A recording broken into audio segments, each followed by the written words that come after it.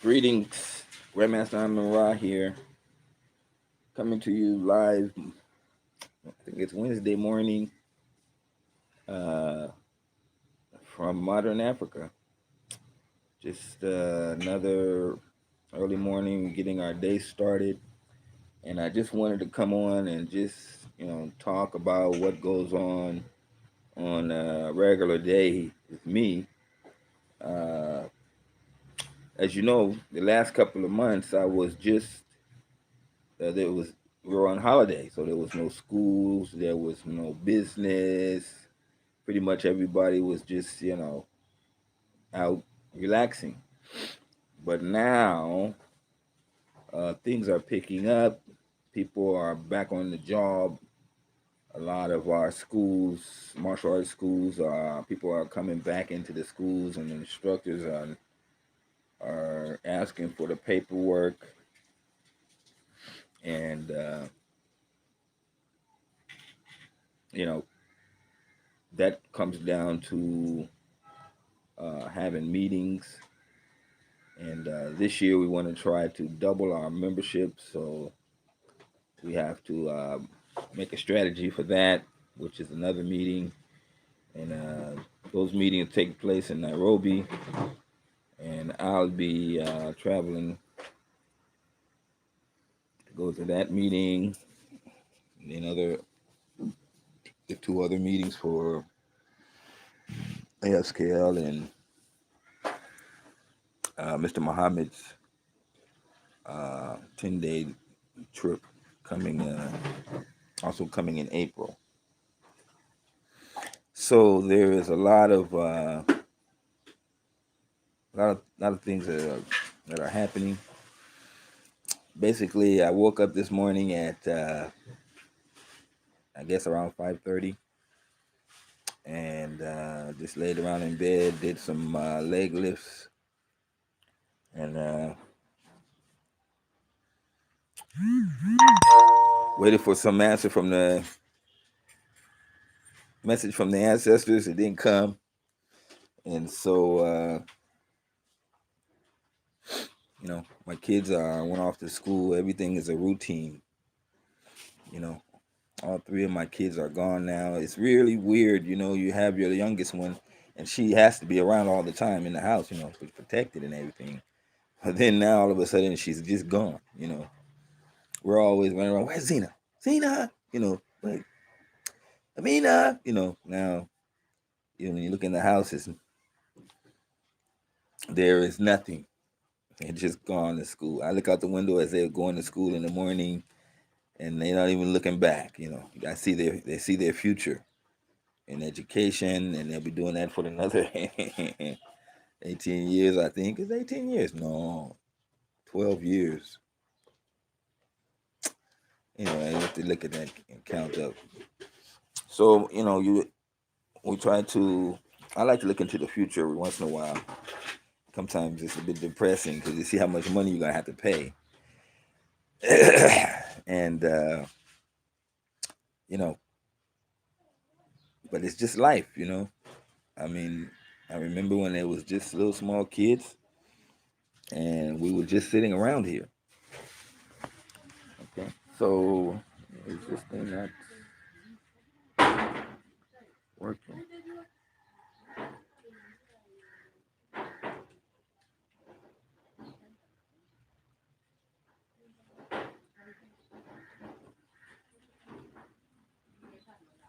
I'm trying to see if I can get the chat line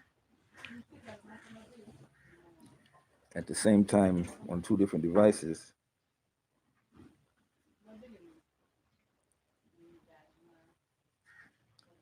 Uh,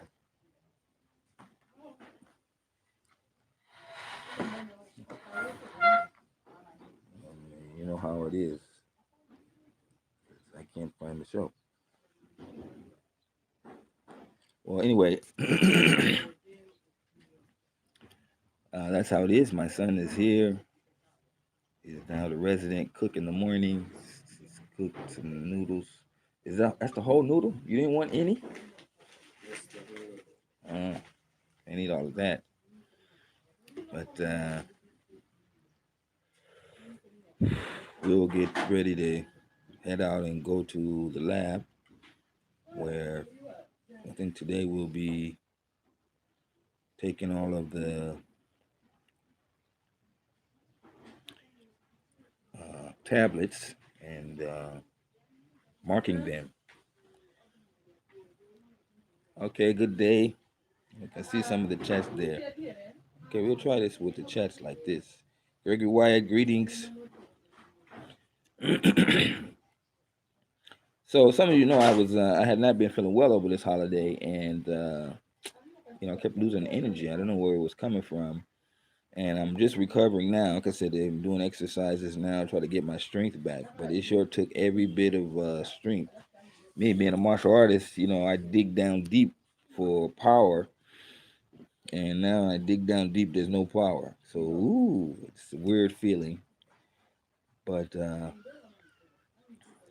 it's definitely going to be an uphill climb because that was really. I don't know if you guys could even tell on the channel, but it was a definite. It was a definite punch. I mean, that was really hitting me.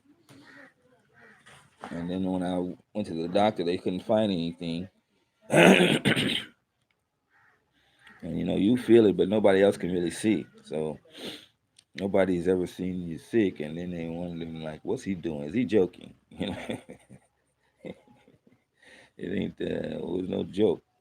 But anyway, I'm getting better now. So just in time for all this workload. I was supposed to have a meeting yesterday,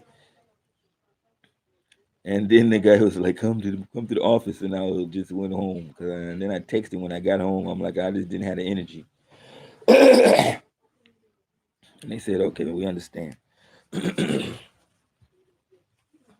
But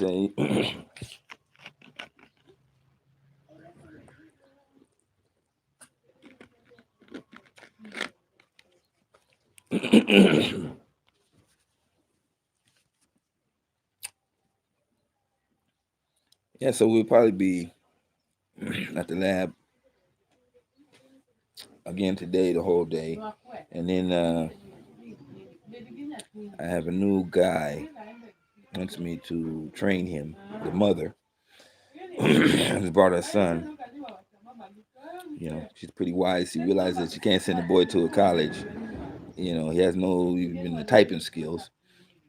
So for the last 2 weeks, I just been putting him on a typing tutor to get his fingers right. Because if you not have speed in your fingers, you'll just be a slow IT person. You have to learn to use most of your fingers. So he's doing that, Duncan. And then the regular crew is all there. And, it's just like we're back the way we were, you know, like 4 months ago. Because since November, we've been off. So I really don't look forward to these trips to go to Nairobi. These meetings can be very stressful. In Africa, people say some things, and then you just be like, "What the hell?" But I have learned that you just be patient. Don't jump out because somebody said something right away. Just kind of give them a few minutes, and then things tend to clarify themselves.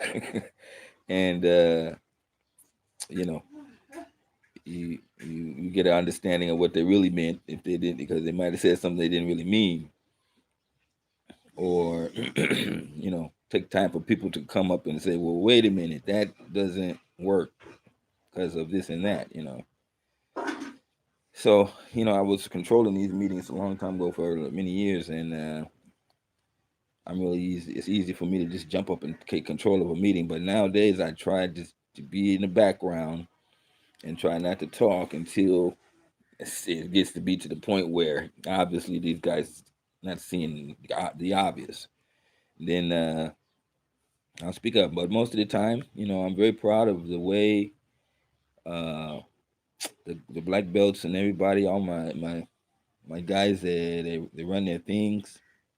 I'm very proud of them, overall.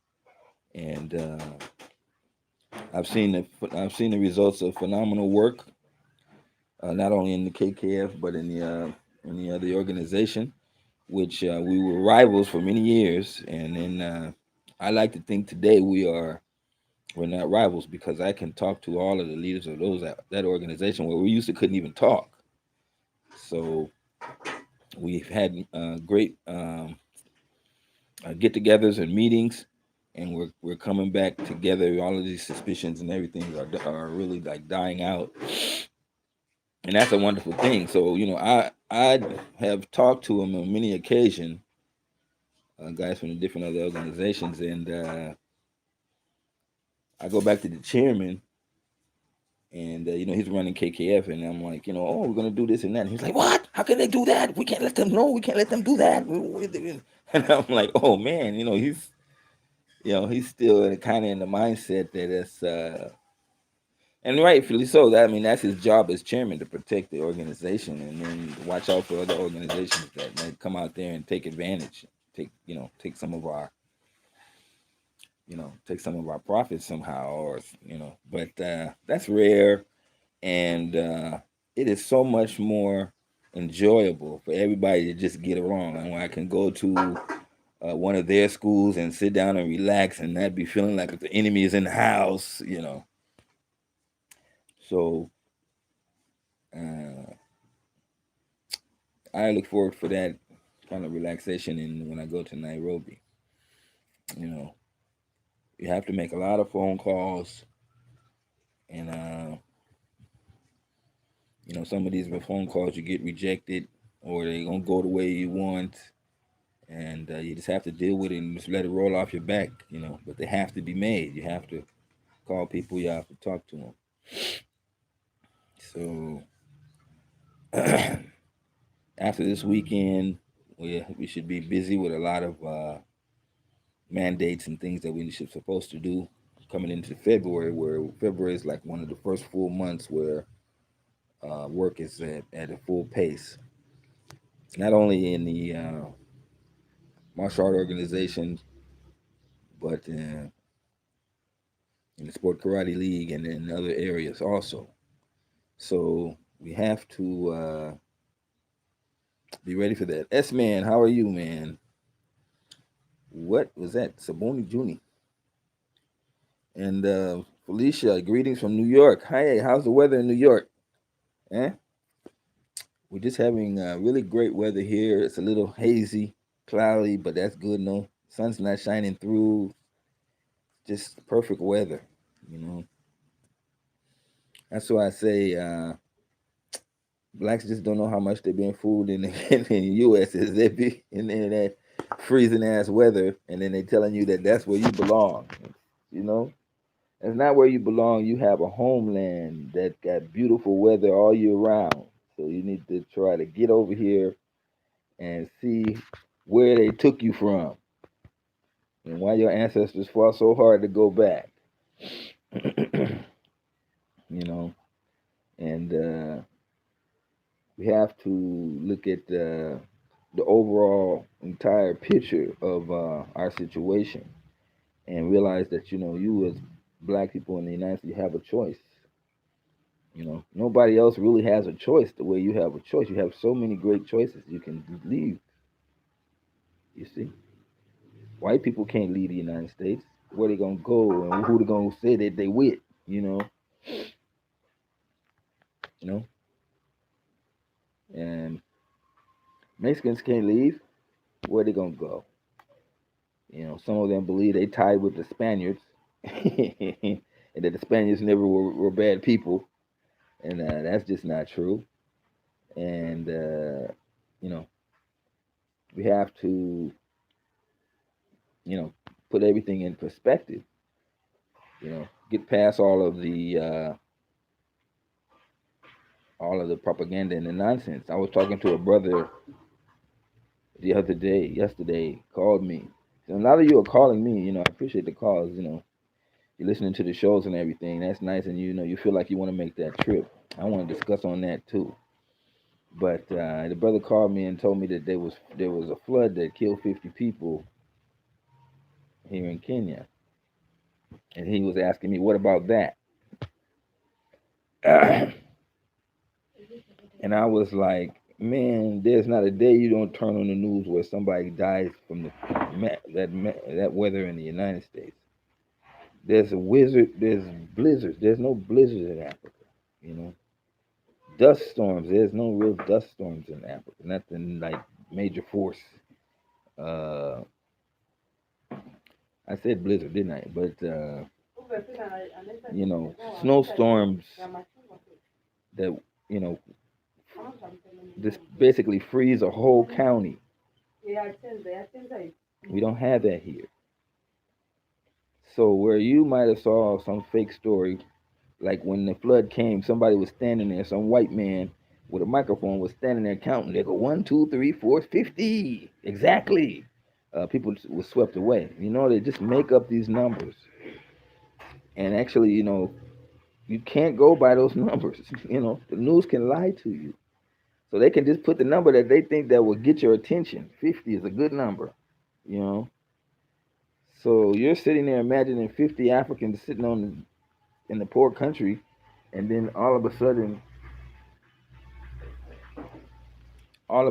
there they go, and swept their whole little life away. They never had a chance to go to McDonald's. Oh, you see, and you're just so wrong. So as big as Africa is, and you can imagine the size of Africa, somebody reported that there was a, but it's a lie. I can tell you straight from the beginning that's a lie. And no thing like that happened. They're just making up these stories to try to make the weather in Africa as bad as the United States. And is that really possible? Hmm? Is that really possible? The kind of weather, the conditions that go on suddenly in Africa, where traffic is, you know, frozen, and you're in your car, hmm? And it's like, you know, 2 below 0, and all you have is your heater to survive in. So, although you may never come to Africa, uh, as an African, you know, you should take it upon yourself to dispel these lies, see those lies for what they really are, because they have been giving those lies out for decades and decades to try to convince us. And now that more black people in America are coming to Africa, these lies will increase, and you know, many of our black people will have to fall into the trap of listening to these nonsensical stories. So I told the brother that he need to unsubscribe to all the channels that is on YouTube and start fresh with some different ones. Because what he was telling me was like there was another incident. It's like you know, 50 people altogether from, I don't know what the timeline is. I don't know if that flood was last month or 2 months ago. You know, but he's marked that thing as if it's not a daily occurrence in the United States. You know, I'm from California, and I went to Cincinnati, Ohio with my mom in '64, and I went out and played in the snow because, you know, I saw it on TV. I thought it was a great thing. You know, they had brainwashed me to believe that that was just a fun thing. I was out there throwing snowballs with no gloves on. And, you know, all of a sudden I got the frostbite, and I ran into the house, and, you know, naturally I turned on the hot water to warm up my hands. And man, I got the lesson. So after they, you know, finally got my hands back to a little bit of normal, they were painting. I went out and looked out the window, you know, from the fourth floor of the apartment we were staying in, and I looked at the snow, and I was just shaking my head like, who in the hell invented that shit, you know? But before that, I was all playing in the snow, you know. You go ahead, mom, I'm coming, you know, and I'm throwing snowballs like on TV, making a little snowman. Then that frost hit my hands. Mhm. And before someone could stop me, I ran into the house and put hot water on it, and that really just killed me, you know. So they can make it look like, you know, they can make it look like it's just a great fun thing, but it's not. There's nothing more scarier than to go outside and the weather is cold and it's still getting colder and you don't understand it. Hmm? You're there and you're looking like it's now 4 degrees below zero, and you gotta go to your car. Car gotta start. Better not have any engine trouble. And you're out there in the traffic. Traffic stops. You just sit there and you're wondering, like, what if the traffic never moves and I'm just here? And you look at your gas gauge. You want a quarter tank, and that's it's a maybe you just think that's normal, but that's not normal. Hmm? How about if you just wake up every day and it's just a wonderful weather? How about if you could throw away all your coats and your sweaters? I don't. I have a sweater. I don't have a coat, and I might throw the sweater on when I go to Nairobi, but in the July. But other than that, it stays sitting there.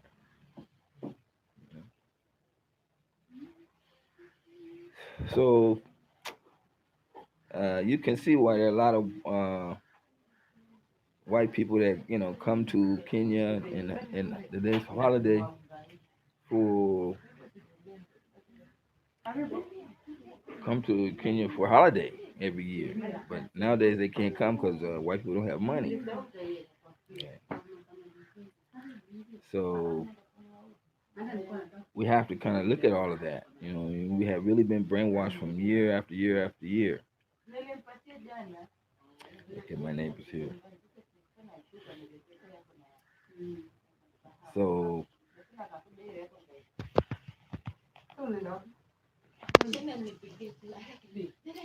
that is hey guys, hi. Maybe you take that a little bit over because I'm talking on my. They know what they're doing. They're doing that. Look at Eva laughing. But anyway, they just really want to be on the show. I have to do a show with them. They can be on the last show. But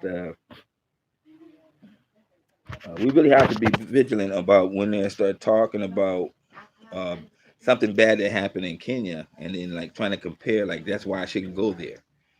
You know, I see that all the time. If, like right now, if there's a shooting in Kenya, I'll get like 5 or 6 phone calls from people. I mean, did you see about the shooting in Kenya? You know, and they're just hoping that beyond hope that somehow this wonderful life that you think I'm telling you about is somehow going to end. There are black people that sit there and they say, well, I'm just hoping that the United States come and do a couple of drone strikes and put Kenya back in its place. Dumb Africans need to be put in their place. But, and any day, we know we got the baddest army in the world and we can just wipe them out for no reason. And that makes America more safer. It makes America more even a more worse place. It's even cold in Miami. Larry J. Blige. Yeah, what you even consider warm in Nairobi is not really what's happening. Atlanta, I rarely get people from Atlanta. Barbara Sutton, great to hear from you. But yeah, this is the facts. We really have to come when you walk out your door, and like 2 or 3 months out of the year, or even more, you have tragic weather that you have to prepare for. You have to have a whole different set of clothes for the winter months, and then another set. Put that in the trunk and come out with another set. And these are extreme weathers, and they have sold the United States as if it's just a wonderful place, but it really is the most lousiest place, as I have told you. When those British, when those British came out looking for a place to land, they went down into South America, and the Spaniards was shooting them before they could get off the boat. So they had to keep moving north until they finally found out there was nobody there. And so they jumped off the boat and like, okay, this is good. But they soon found out that the weather was terrible, Most of them starved. There was, no food during the wintertime, and they had no choice but to struggle. Once they got blacks in there, they was able to survive a little bit easier, and that's how America was basically brought up. But the weather has always been a deadly, deadly adversary, even up to today. I think I was on the news yesterday. 3 people were killed when a light pole fell on their car from the rain from the snow. It's jokes. This is all day long, every day. There's nothing like that in your motherland. This is your motherland. So when you see that weather, it's like damn, the whites picked a really crappy place to to put up the U.S. flag. And all the way to California, they thought they had it good. Oh, California, great weather, sunny beaches. Although you can get killed by the waves sucking you under the ocean. Uh, and then here come the earthquakes. So you're in a place where at any one moment, any other moment of time, when you think everything is doing great, weather's good and everything, and then all of a sudden, then damn, you know, some people prefer the cold weather rather than go to a place where the world, where you can just be smashed. You can just be smashed in a minute. I have been in some of the earthquakes, and they're not fun things. You know, I'm in the house from Michigan, and it's very cold. I hate here.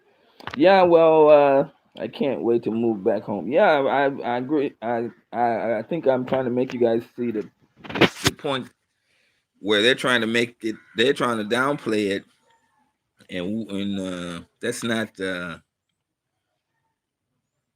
something you can really downplay. You know, the fact that they're keep dispersing our wealth, keeping the wealth from us, that's a major issue. And obviously, somebody has to be doing something to do that on an ongoing basis. So there is a fight to keep us economically deprived.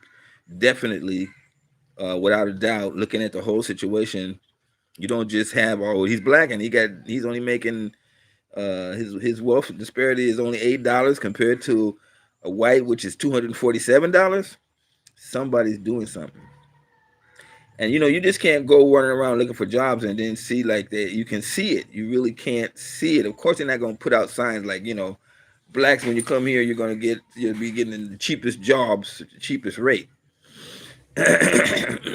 No, you go looking for a job and you have to accept basically anything. After you don't want run around and got rejected from like 4 or 5 jobs, you're basically just hoping that somebody will say yes, no matter what. You know, and then you go on the job and say, well, I'm gonna take this job now and do it for like 2 weeks until I can find a better job. And then 3, 4 years later, damn, you're still there. So, uh, yeah, I know what that's like. Now here in Africa, like I'm saying, it's my daily business is uh, I'm an entrepreneur. I would say like I'm an entrepreneur, and I just look for ways where there's money to be made, and then I just try to capitalize in there.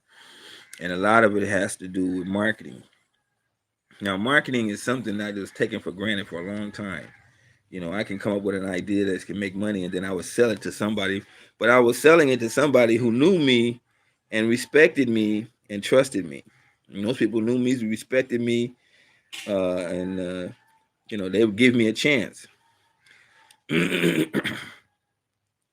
And so uh, there I was saying, okay, well, if we do this, we can do this, and then people will do it this way, and it'll be easier for them. Africa has a lot of people, so you can always find ways where you make a job easier, and then you figure out a way to get some money out of it, and you're on your way. So, uh, that's basically what I do. Now, there are some people that have permanent jobs, And I don't see like they're happy. One of the big professions is teaching, and when I came here, there were a lot of teacher strikes, and but that was because their their team union boss was always saying strike, strike, strike. But now he became a politician, and now nobody's worried about the money. But he was saying we strike and we're gonna get like 50% pay raise. So the people were like, imagine that if I can try to get that. So that was what they were doing, but that thing kind of failed and fizzled out now. So I'm with the teachers every day. They don't seem like they're broke or unhappy or underpaid at all. So uh, a lot of politics are there. A lot of things that we don't really take into account when we watch the news. These kind of things you really have to come and see from the ground. From on the ground perspective. So I was with my son, and he was out buying lunch, and he was, when he went out to the place where he could buy the samosas, there were a lot of school kids also buying samosas, and he was looking around at all of these kids, and he was like, they all had money. He was looking at them pull out money for this and that, buying big things, and it's like these kids had. He told me he came back then. These guys got money. Contrary to popular belief, where you be saying kids is when they poor, school broke. But when you get down on the ground, you can actually see they're not as broke and poor as you would suspect. But I was seeing that anyway. So yeah, it's a one thing to be reading it on the internet. Then there's another thing when you're actually there. So many times, like 60% of the time, the newspapers and things got it wrong. William Webb, I've never forgot when you said that Dinah show that every 5 years we have to restart in the West. I've been fired at every job I've had. Yeah, you remember that when I was telling you, like it seems like they got this fucked up rule somewhere where every 5 years, after a black person been on the job for like 4 or 5 years, they must fire him for some silly ass reason, and so we can't get stable employment. But on top of that, there is another more entrenched rule that is like, they must make the least amount of money possible compared to the white counterpart. So you always get these jobs where you got a job, but it's like a dead end job. You know what I mean? It's like you see where a white person is up there doing ABCD job up ahead of you, and for sure you can see like, okay, they're making more money, but you didn't realize how much more money they're making compared to you.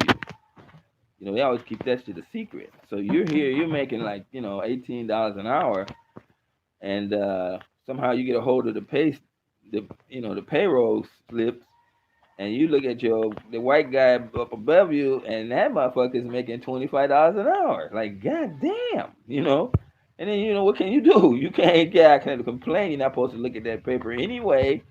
But that just shows you the wealth disparity that they do. Some of them got two sets of income on a paycheck. You know.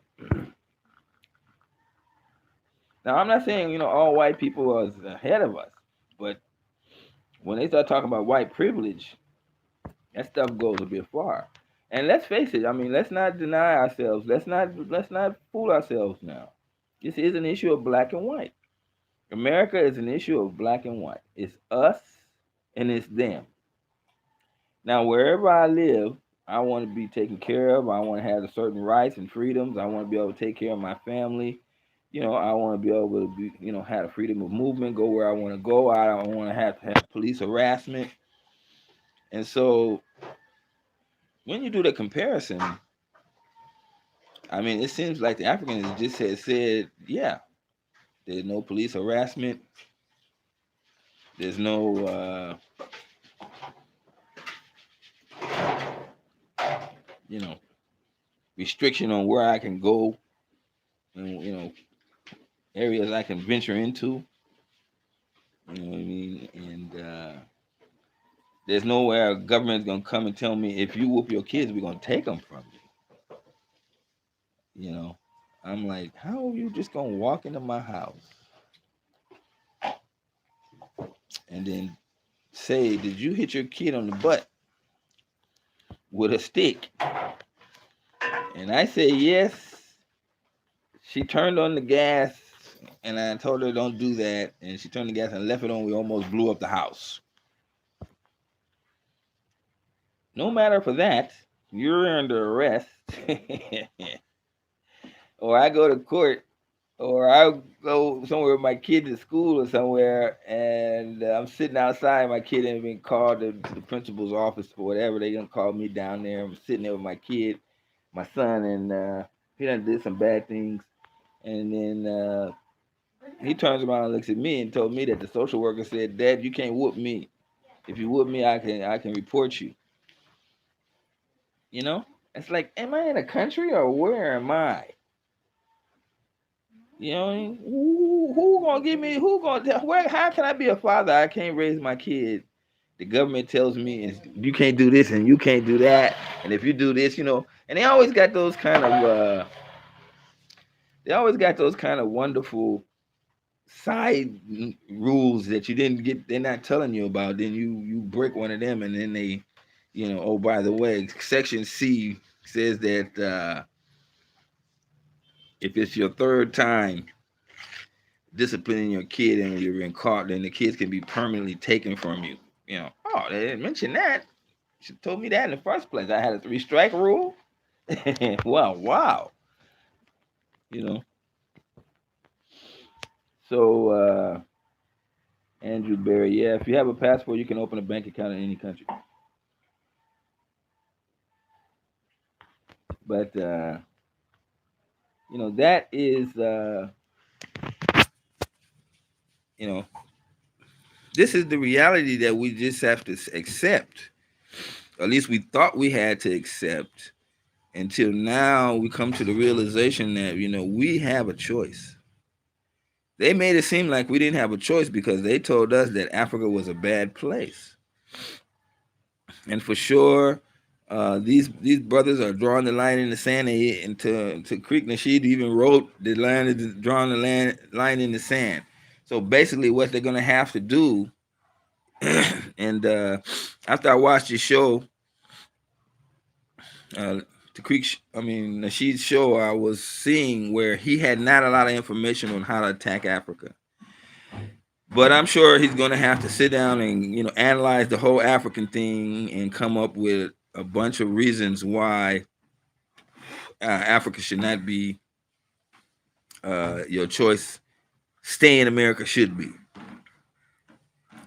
So I already know. I'm telling you, they have no leg to stand on. They have to come up with lies. They have to create lies because you can't get around the truth.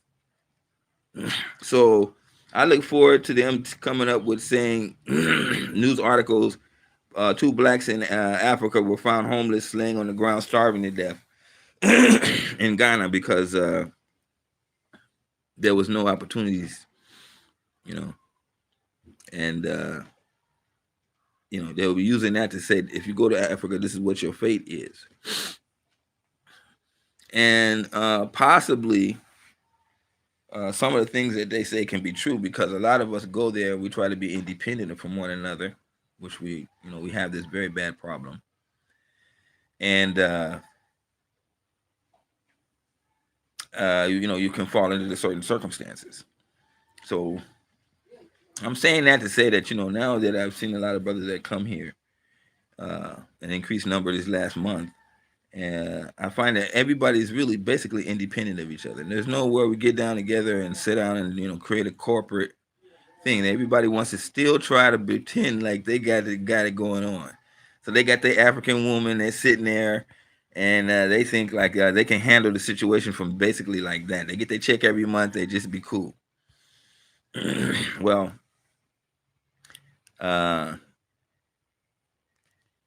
I don't know. I don't think that's life. Like it's supposed to be like that. I think African life is there's more to it than that, and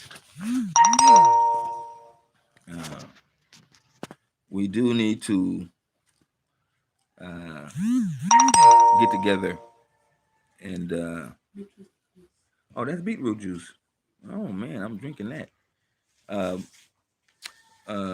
get together and form some sort of a cooperative where we can meet on a regular basis, at least once or twice a year. We should have a black people holiday here in Africa, in Kenya, and I know if I did that, they would all come. But I don't like it. I'm one organizing those things, and then no matter how much I try to detach myself from it, I'm always like, the pressure's on me to make the thing a success. I can make them a success, but I don't like all that pressure. I want to eat some chicken. I want to sit back and relax, watch, crack some jokes, talk about old times, and you know, and then I have to be the one there to coordinate people. Tashika is just happy with his $2 million mansion. He's happy in America. Yeah, that $2 million mansion, and the police come to your door at gunpoint in your house. What kind of life is that? He gonna try to talk about the African life, but ain't nobody gonna come to the door, swatting down your house, putting your children at gunpoint. He forget about that part when he be talking negative about Africa. But like I said, these guys are gonna try to in the future. You're gonna see these guys talk a lot of crap about Africa, and you can always remember that I'm talking about modern Africa. I'm not talking about somewhere they went into the bush somewhere, and then they found like some 2 or 3 Africans there with some sort of situation, and then they highlight that 2 or 3 African situation and tell you this is all of Africa's problem. You know, it's just not the case. When you look at the skyline of some of these African cities, it's no way you can get around the fact that somebody's busy. People don't just build these kind of buildings and just to be put them up to look like they fun. No, there's a lot of great business going on, and it's being done by Africans just like us. And we need to come here busy, and see this for ourselves, so we can stop believing that the white man is the end all of end all. That is something that we just really got to get out of people's mind. You know, I mean, we're really sitting around here. He gives us a 2-bit job, and then we are grateful. I know that feeling. Somebody put a gun on me, and shit, I turned around and tried to put my hands in the air. And I turned around like, I'm dead. The guy was pointing the gun at my head, but in like 2 seconds, he didn't shoot. So shit, I reacted. I turned, swept back around, got the gun from the guy, and you know, you want to kill a guy, right? No, it's like I just wanted, I was just so happy the guy didn't shoot me. I had to let him go. You know what I mean? Because at that 2 seconds he had to shoot me, he didn't do it. And I just kind of felt like a love for the guy. I don't know how I know you guys that's been in them kind of situations. It's like you like the guy didn't shoot me. God damn, I'm happy. You know what I mean? So I ended up the guy go because I was like, man, that guy had me point blank right at the forehead. Didn't pull the trigger. But that same way we feel about the white man. When he give us some few crumbs on the table, we're so grateful, and we start loving him. But we don't realize that that guy got bad intentions in the first place. You know what I mean? So as we started looking at the history, more and more people start looking at the history and they see in the situation. They went, okay, well, I mean, what is the best solution? There is only but one solution, and that solution is to leave the United States and go back to where you have your own country. And I can't stress that point enough. And I don't care if it take 1 year or 2 years or 10 years. You should get an African plan. That even just to keep your psyche in shape. Now there are all these rumors all over the place about the economy is going to go into recession, and once that happens, then what? Well, like what has been going as our resident rooster. He's giving me a break, but now he's there. Uh, we've been given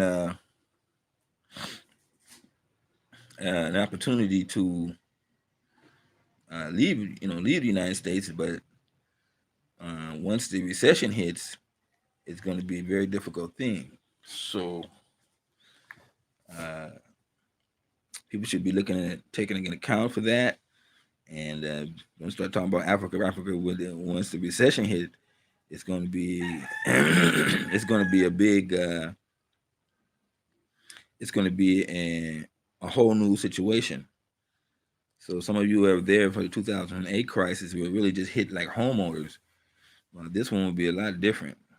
So uh, what's going to end up happening at the end of the day is what these recessions usually do is they reduce the prices of reduce the pay. You know, you want to get the job at McDonald's that used to pay $15 an hour, they can now reduce it to $10 an hour. So they're basically turning the United States into a third world country, and that third world country situation where they have to have they don't have houses. You know, the United States want to be proud that everything is a house. You know, everywhere you go is house, house, house. They have regulations that make it a house. It has to be there. It has to have toilet. It has to have this and that, and a room.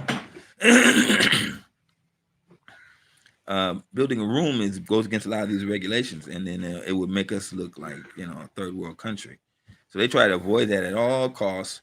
But at the end of the day, they're going to have to break down and can't just keep having people on sleeping in tents, and then they're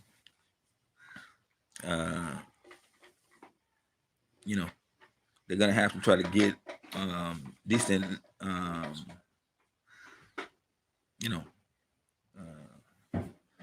housing, and that's going to include rooms where you have like a community toilet, and that's going to be the big spots in real estate. They're going to go for like $400 or $500 a month, and you people that are coming out of their big apartments, they'll be resorted to that. Right now, you don't have that, so you go from an apartment to your car to a tent on the street because there's no that type of housing. And cities are trying to, always trying to see like they don't have to have that problem. But now, when the recession hit, you ain't gonna have no choice, and the city officials are gonna have to just break down and say, "This is what we got to do," because otherwise you're just gonna look even worse with people running around on the streets. Okay, give facts to fusion and think fiction. Thank you. I'm doing fine. And Lance Kelly, how are you? Yeah, Captain America. Well, yeah, that's a good analogy of him. The largest being of homeless here than in African countries. Well, Africa don't have homeless people. Now, yeah, you're gonna come here with your camera, and you're gonna see somebody laying out on the ground with a blanket on them, one or two people. But then turn the camera around and see hundreds of thousands of people walking around that ain't homeless. And then you come to see that perspective. That's just an individual. Somebody he got a personal problem because ain't nobody, ain't no long list of people doing that. Some of these people that do that to make money, they probably make more money than me laying on the ground. People come there and feel sorry for them and throw them a few coins. And at the end of the day, the guy that made like 2,000 shillings goes over and eats at a nice restaurant, come back and do the same thing the next day. So, yeah, I've been living it for 20 years, and I'm here to tell you that that's just not the case.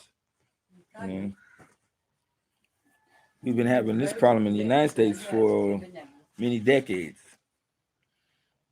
and it's now coming to a serious situation. And these recessions, they don't just come like bow, they're there. They come slowly like a roll. And you can already see people already being affected by the oncoming situation. Shirley Ross, morning. I'm looking forward to attending the trip. Well, did you register for the trip, Shirley Ross? Make sure you pay the registration fee, because a lot of people are looking forward to the trip, but they're not paying the registration fee. So I wanted to point this out to you guys. Some of you guys that use this to support the channel on worldremit.com. When you when you send in money or when you're using it for the first time, you must use all three names. You must use Evalyne Awuor Amoni, and you have to spell it exactly like that. So it's better to copy paste the name and phone number into the thing rather than try to just type it up on your own. Because if you misspell the word, any word there, it's going to probably be rejected. So I want you guys to support the channel. This is how we do it. We don't have our channel monetized. Everybody's telling me I'm gonna get your channel monetized, but then I can't say the things I want to say, and then I make a show, and then I gotta send it to the YouTube, and then they'll approve it, and then I can put it on the air.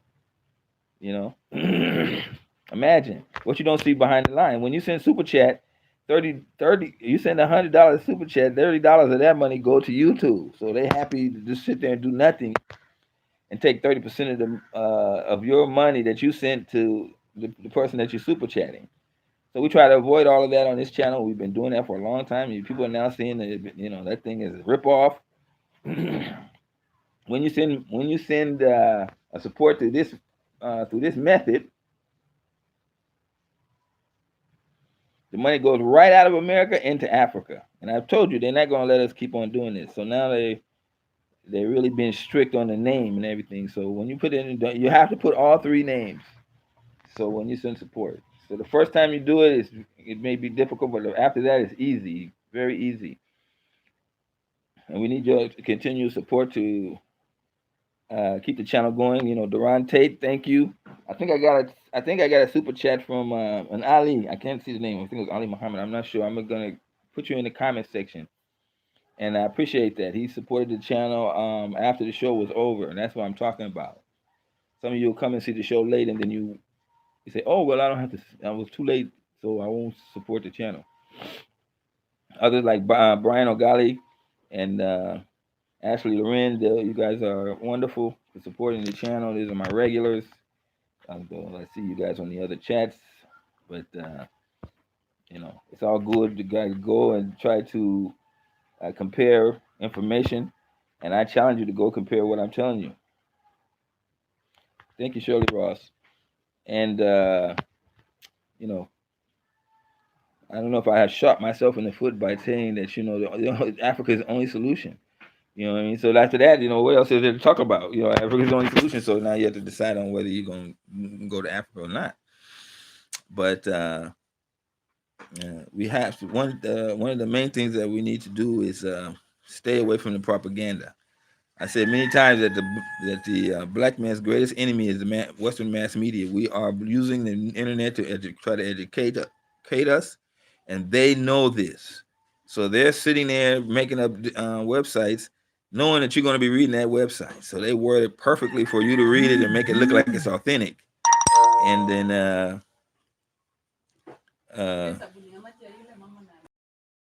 sent me. I can't see it while I'm online. Let me see if I can. Wait.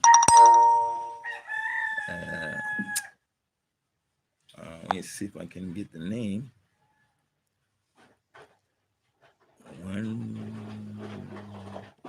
Okay. I had to go off. Thank you, Duran Tate, for the African super chat. That's how we do it. I just saw it online. Thank you. Appreciate it. The rest of you guys, if I'm telling you, if we had 5 people like Duran Tate, if we had 5 people that support this channel on a regular basis, this would be one of my sources of income, and I have to take it more seriously, And then we really be going through Africa doing interviews. But we have been we got a pretty much moderate group, and I appreciate the group that I have. I can't be here on full time. I'm supposed to be at work right now, but here I am, and sitting in with you guys, and it's wonderful to talk to you. But like I was saying, the shows are going to be a little bit. There's going to be a little space between shows while we try to measure up our businesses for the 2020, and of course, we're doing the trip to Kenya in 2020. The exploratory trip. Now we had the deadline of January 8th, but black people, they still coming and saying, "Oh, I'm joining, and tomorrow I'm paying," and so we had to extend the line. So we said the registration fee is $40. You can send that to worldremit.com and then go online and fill out uh, the online form. Then you'll be pretty much set. The next step is going to happen is we're going to give you the breakdown in 3 payments. I think they're going to be like $700 each that you have to pay on as you go, or you can pay the whole thing off at once. Some of you guys are going to be doing that. A lot of couples are coming on the trip, and it's going to be a really great thing. So the numbers are still increasing. I don't know, Shirley Ross, if you joined. I didn't see you on the list. So if you sent the money, make sure you go back and check. There was another brother that said, I had paid, and then he went back and looked at the message from worldremit.com, and he misspelled Eva's name, and then it was like they rejected the whole thing. So I had to start all over again. So you have to be very careful. And let me see this message. Just some basic medical issue with my site that happened very recently, which is what's eating at my decision and choices. I hear you, bro. I know what you're talking about. Yeah, health is a thing you don't joke with. We appreciate your time. Thank you. Should buy less than 5 acres and small tractor and a few animals. You'll be stuck on that land, man. You're missing all the big Africa. I don't know. We're all about modern Africa here, but there's a lot of land. There's a lot of land you can just do farming. I wouldn't get a tractor. There'll be locals there. You just hire the locals. They get work. They respect you. You pay them. Wow. Don't get the tractor. I filled out the form. Did you receive it? I have been communicating with Keith Young. Okay. Maybe you're one of the 2 people he was telling me about. But we have to coordinate with him. Yesterday, I talked to him on the phone. Day before yesterday. That's why we have it.